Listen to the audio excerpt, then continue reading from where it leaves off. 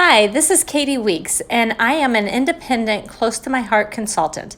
Today I'm going to show you a layout I made for my daughter and son-in-law's wedding album.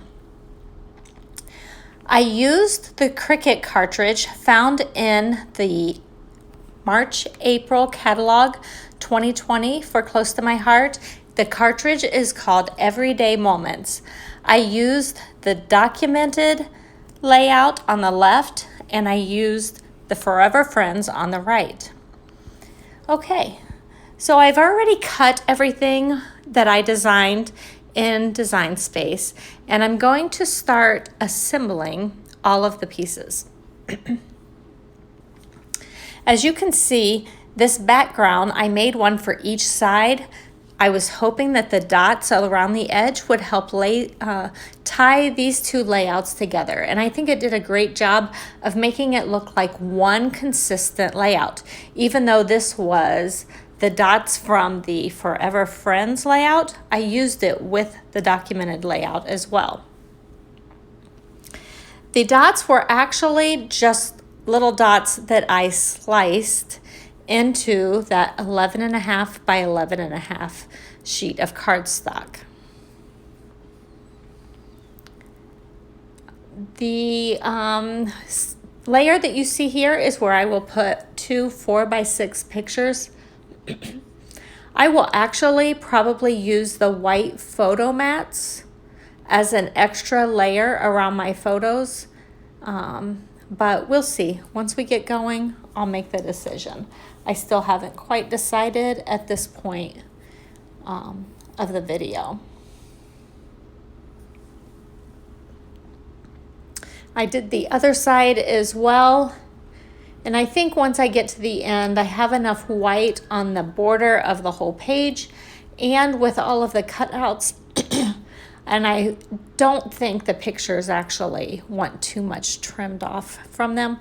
So I think I'm just going to use the blue as the final photo mat. There is a lot of embellishing on this page. The wreath and the side on the left side, that thing of flowers also have a lot of things underneath them. So I take some time here. I use some adhesive, and sometimes I used a lot of liquid glass. Liquid glass is what I'd say that I use the most assembling all of those flowers. And I tucked everything in, tried to make it look as much like the original layout as possible.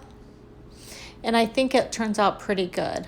I'm actually going to add a flip flap to this page, the one on the left. You see the groom is putting a ring on the bride's finger. I'm going to add a flip flap with a couple more pictures once I put it in a protector.